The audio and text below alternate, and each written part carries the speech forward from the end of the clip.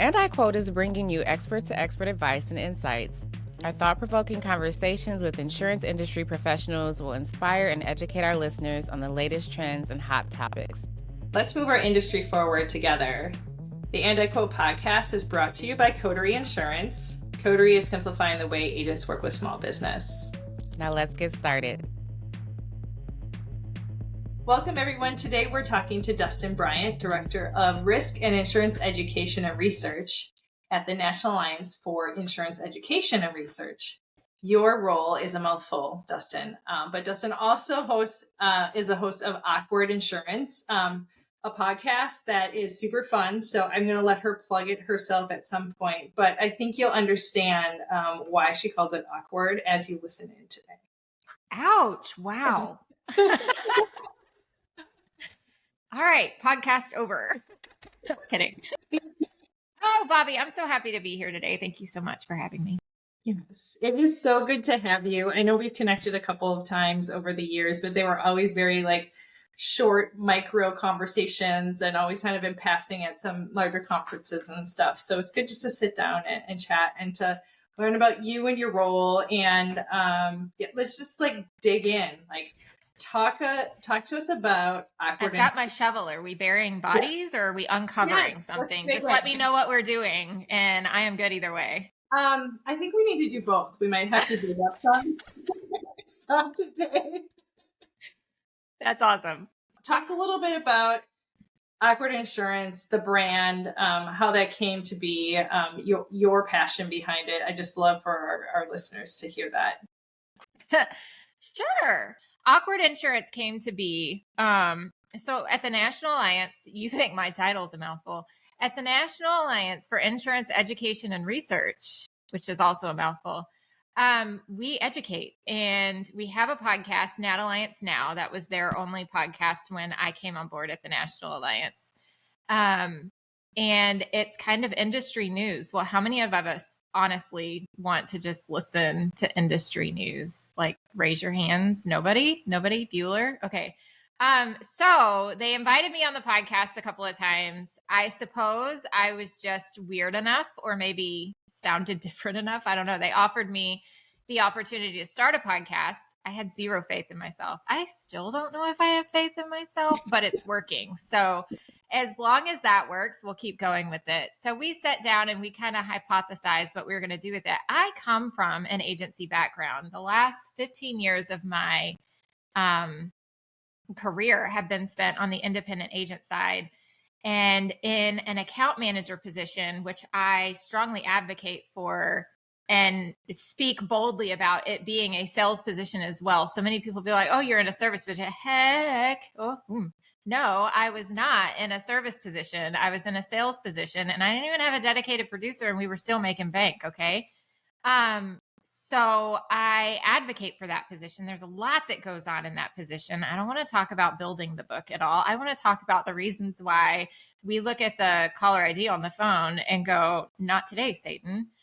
Let's talk about those things. So I said, let's do that. And they were like, yes, let's do that, and tie it back to our education in a way. Because at the National Alliance, we do professional education all the way down to the high school level for high school, college, and professional designations, which is where we started, was the professional designation side. But let's connect it to our education somehow, give excitement to the world of policy language, which is super exciting to me, but not to most people.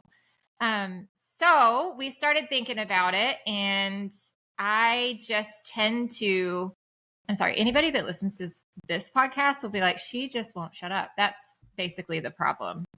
So I said, it just gets awkward sometimes. I sometimes don't hear what comes out of my mouth until it starts coming. So you're hearing it at the same time I am. And then I stop and go, that was a little, I'm sorry about that. So let's call it Awkward Insurance. They were like, yes, let's do that. I legitimately thought that was setting the bar low. I can overperform, with a title like Awkward Insurance. I will never let anybody down. And lo and behold, that was actually setting the bar pretty high to make it awkward or weird all the time. But I've come to realize here lately, I'm not making any of it up. It's just happening as it goes. So that's the history of Awkward. We started in October 2020 with our first episode. And I think we are a little over 50, maybe close to 60 episodes in. We do about 2 a month for Awkward. And what else do you want to know about it? So talk a little bit maybe about how it's evolved. So you kind of came into this role, you didn't really know what you're getting into, weren't necessarily confident. How has it evolved over time? And maybe talk a little bit to Dustyne about how you choose your topics and how you choose your guests, and what goes, like, how does that come into the awkward piece? To keep your brand consistent. My brand, I saw that in the question set. I was like, brand? It's just me. I don't know that I made any intentional effort to build a brand. Now, the National Alliance does have marketing people, and I've got a whole amazing team of just supporters, and my producer is amazing, and the person that does our marketing and our imaging and our stuff like that, he is amazing as well. So that makes that part of it easy. But podcasting is not my primary role, and where the topics come from just come from my daily interactions, to be perfectly honest with you. So I started at the National Alliance as an academic director, and what that means is that I get to write all the fun, amazing stuff that people learn about with our instructional designers. And as I'm working with subject matter experts in the industry, whether that's our faculty members who are agency owners or producers themselves, we have underwriters as faculty members, all of that kind of stuff, we're talking. And I'm like, this is the funnest topic I've ever talked about, talking about what a vacant dwelling, we're going into stuff like that.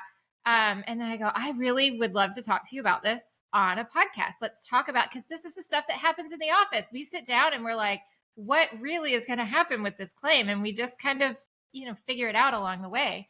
So that's really where the topics have come from, was just in my interactions as an academic director and writing those courses or attending the courses as we audit the courses, or listening to participants that call in and they're asking questions, or they give us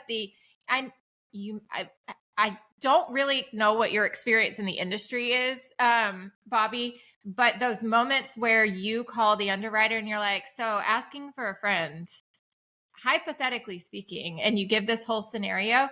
Well, for some reason, our participants will call us and do the same thing as if we're the ones that are going to issue the non-renewal to their client if they give up who they are, So they'll call in and be like, hypothetically speaking, if somebody had water damage that came from a fire hydrant, and we'll just go through the whole thing. I'm like, well, hypothetically speaking, what state are you in? So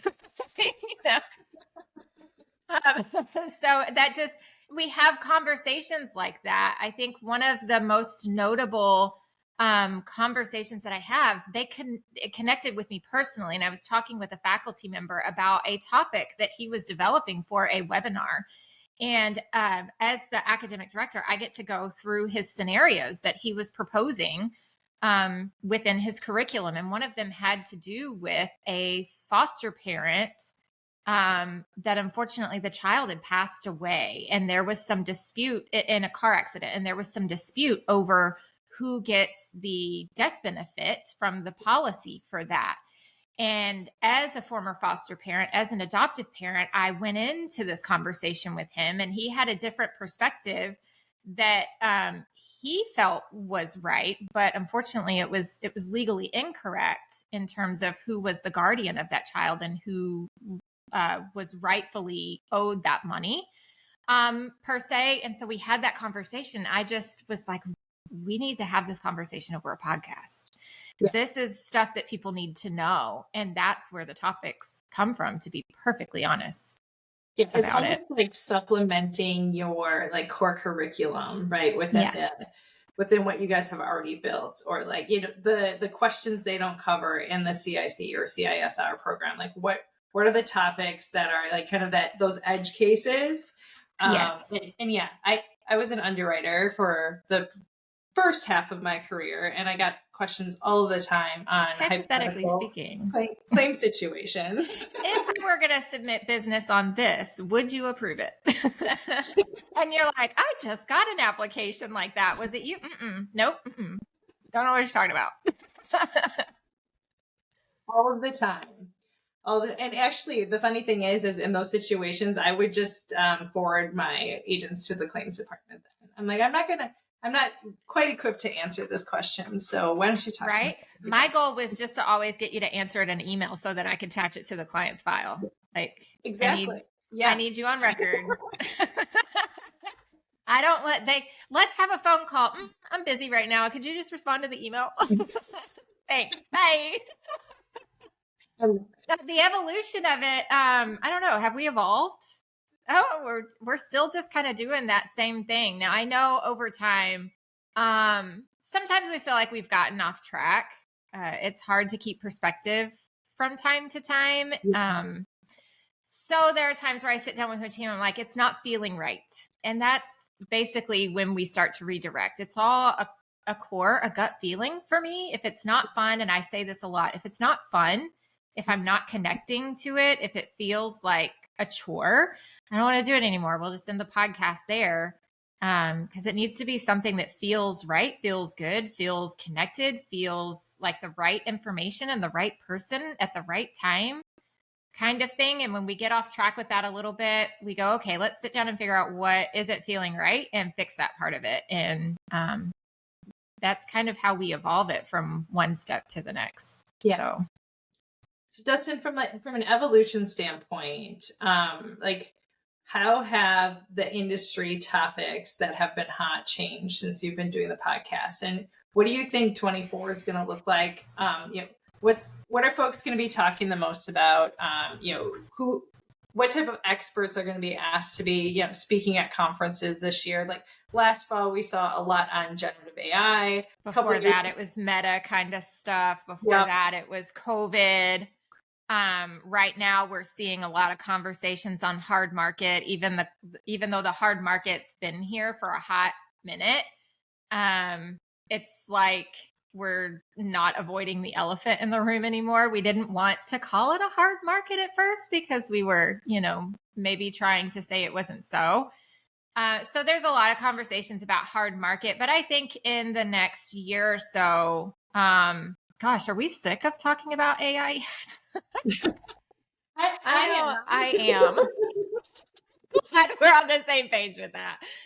I know I'm kind of sick of talking about AI a little bit because right now it's a lot of the same type of conversation. I think the same thing is what happened with metaverse type topics. We're ready to see those conversations come to fruition rather than just talk about them yet. So I think in the next year, we're going to be seeing people at conferences or just through the podcasts.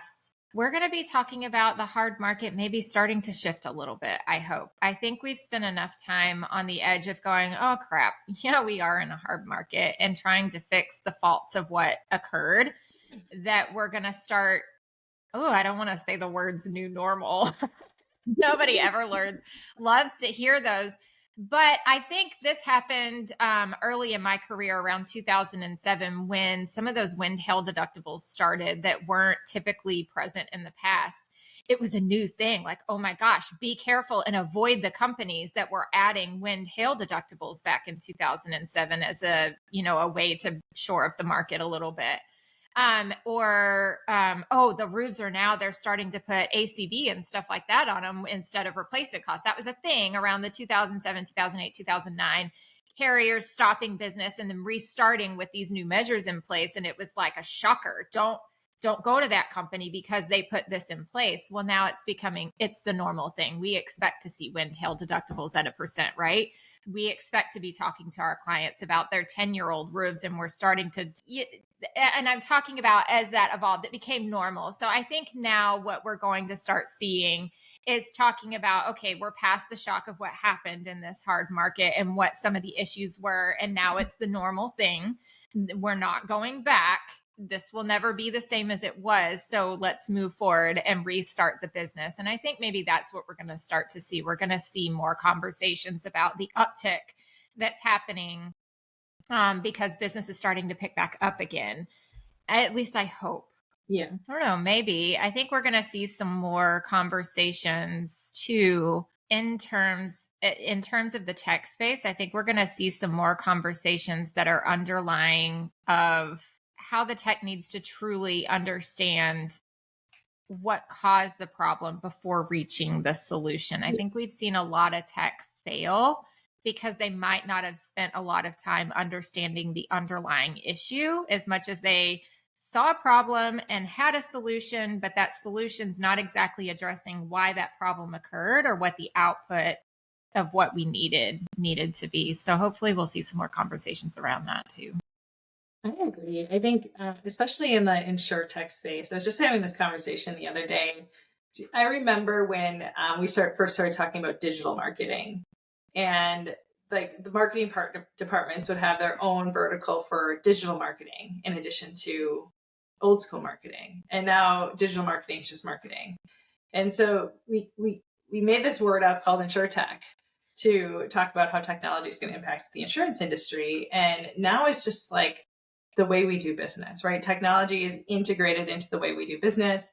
Some folks are a little bit more legacy than others, but we're all using technology to push us forward. And because of the macroeconomics over the last year or so too, the technology is either going to survive or it's not, right? And to your point, the folks that really understood the core of the problem before they solved it will be the ones that survive. And those that didn't probably won't be. But I'm excited to hear a little bit more about that too, because obviously Coterie kind of we kind of teeter on that line between carrier and technology. Well, thanks for your takes on that. I think it's always interesting to predict like what's the new buzzword going to be for the next year, and you and I are both really sick of Gen AI, so let's talk about something new. From our perspective, from an educational perspective, the next buzzword is the micro learning. It's the micro reading and getting those topics into agents, into carriers, into maybe even the tech space to educate them in the way that we consume information now. We don't sit down for hours and read long, dissertations about things. We consume in bite-sized chunks. So that's kind of the next buzzword in our space, in my space, in the insurance education space. It's about the bite-sized, consumable, micro reading, micro education kind of stuff. Yes, it's absolutely needed. We've become humans with low attention spans, but also for instant gratification. So it's right. It's a How fun many things you have on your desk right now that are like 25% started. Yeah. Low attention span before you move on to the next thing, right? Oh, too funny. Well, so talk a little bit about, I feel like you've done a great job in your role, like pushing forward insurance education, just including what we just talked about, right? But staying active on social media, building your brand, you're getting pulled in like 90 directions, like understanding insurance coverage form language, plus, LinkedIn posts and Instagram and podcast recordings, being a human and having a family and in your career. Talk about like how you manage all of that stuff and how you work in time to, market for yourself, and then also time just to, rest and address the burnout prevention techniques that we all need to probably spend a little bit more time on. I have this superpower called ADHD. Wow. Yeah, and then I'm also sitting here like, I know I have cameras in my house. How do you know all of that? How do you do all that? Yeah, it's a lot, but honestly, and there's especially around COVID, there was a lot of, work-life balance talk. And you tend to jump on the train with that dialogue at first until it sits with you long enough to be like, I'm not really actually sure I like that verbiage. I don't think it's work-life balance for me. I think it's work-life integration, because I love what I do. What I do is not a job. It's what I choose to do. Like my husband, when he decompresses, he loves to sit down and play video games. I love to actually sit here and put different puzzle pieces of our industry together and figure out what that means to me. When I was in the agency, I loved sitting down and solving the next issue for my client, or making sure that I had, the right information in the right space on the proposal for the client, kind of thing. So that was my video game, integrating all of that into my family life. because there is no desegmentation of it. It just all integrates in evenly. And I think that accidentally happened even from the very beginning. My first child, she was with me if she needed to be. I did not want to rely on others. So it was like, I'm going to bring her to the office, and my office space is going to hopefully be okay with that. And it, sometimes they were and sometimes they weren't, but it integrated. And so I think that kind of was ingrained in me from the beginning. And I think all of everything that I do now is kind of the same. It all works together. They're all, in my mind, if I visualize it, it's all a bunch of gears that if you take one out, the rest of them are going to stop functioning. You can put new gears in, and that builds on a whole different circuitry that happens. But if you take one of them out after you've already built it in, you're going to have to rework everything. And so everything to me just kind of integrates. It's when I'm, like I said, the way we come up with the topics on the podcast happens to be from just what I do on a daily basis. Yeah. As I'm talking to faculty or participants or people within our company, or I'm reaching back out to agents that I've worked with my entire insurance life. It's the same with the social media. Like, as I'm doing the podcast, how can I not be proud of what we're doing? Otherwise, I'm not doing the right thing. So I'm going to post about it. Or as I'm traveling, something hits me and I need to share my perspective. Also, the other reason why I share on social media is because I kind of have a bad memory, and I love to see Facebook memories come back up and go, oh yeah, I totally forgot I did that. So it reminds me of what my life has been like. So it's just all integrated. It's not honestly, I wish I could say that it's super intentional. I wish I could point to something and say, do this, do that, do this, but it's not. It just happens to be what I do in my life that felt right at the moment. And that's how it built. And that's why I also say, like, what are you talking about brand? It's just me. And whatever that builds itself into being, I guess, is how I feel at the moment about showing up in my space and in the space of others. So, yeah. Well, what I can say just from, observations on your brand from my perspective is you figured out a way to make insurance fun and maybe slightly awkward enough and quirky enough for folks to want to pay attention to it. And if that's you, that's amazing. Because we're selling contracts, right? It's right. Not fun. And people typically don't engage with us until something goes wrong, which is also not fun. Yeah. But we are also just this integrated network of a whole bunch of people who care about insurance in the industry. And you just figure out a way to, draw attention to it in a way that's been different. And I've really appreciated it. And like, even your Facebook group, I'm in it. And just some of the random thoughts that come from you, it might be part of your superpower of ADHD, but like, sorry, did you follow the one about putting the slide on my deck? That was the most fun. Oh gosh. So much fun. But yeah, I just love it. And the fact that it's not intentional just makes you, your brand more genuine. So yeah, kudos to you. Well, I think that's really, honestly, everything you just said, I think that's really where the tech is missing the boat. Yeah.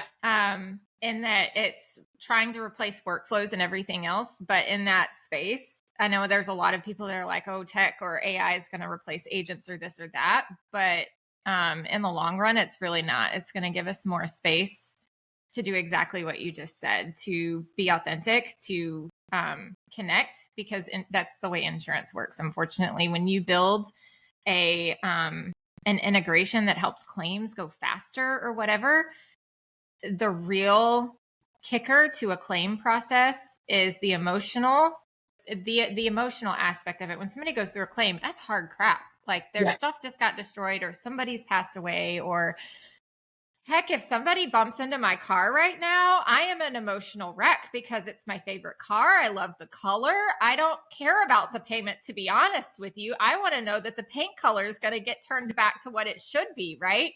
And tech can't do that for me. No. Tech can't assure me that the paint color is going to come out the right way. And that's where we as people, that's where we're always going to come into play in this industry. So.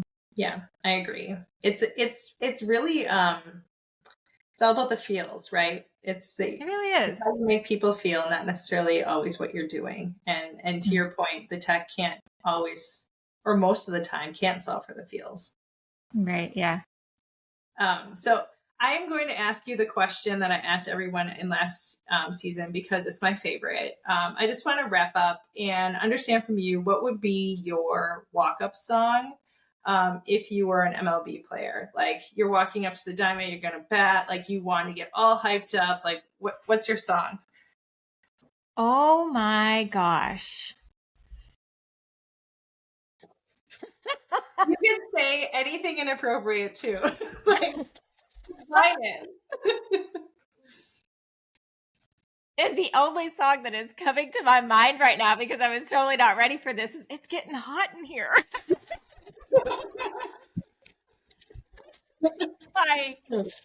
Oh my gosh. It is a really good song. It also like dates us because we both like it. So everybody knows exactly about how. Listen, as soon as this podcast ends, I'm going to be like, dang it, I should have said this. I am the worst when it comes to naming like artists and song names. When it comes to being awkward, you have no idea how much my producer cuts out, because when somebody says something, I break out into these little random songs because that's what happens. And he's like, there she goes again. Out while the other person's still talking. And I'm like, it's getting hot in here. Like, it's so much. Or my kid, walks through and the dog's got something and she says, drop it. And I'm like, drop it like it's hot. Drop it like it's hot. I think that might be it, to be honest, is drop it like it's hot. It might even be Miley Cyrus's newer one, Flowers. And I've been singing that one for the last several days. I can buy myself flowers. And I'm here for it. I don't know. I'm just going to walk out in silence and see what happens. I love it. Oh, well, Dustyne, great to have you. Thanks for being awkward with us. Thanks for having me so much, Bobby. I really appreciate it. And here's the awkward part where you say thanks 1,000 times because you're trying to wrap up the podcast and you're not really sure what to say next. I mean, it happens to me too all the time. I'm like, yeah, thanks. Yeah, thanks. Yes, thanks. It's great to have you. Sure, thanks. You say bye. No, you hang up. Coterie is continuously innovating to bring our partners and agents the best solution for their small commercial book of business. Check out our Producers Resources page by clicking the link in the show notes below.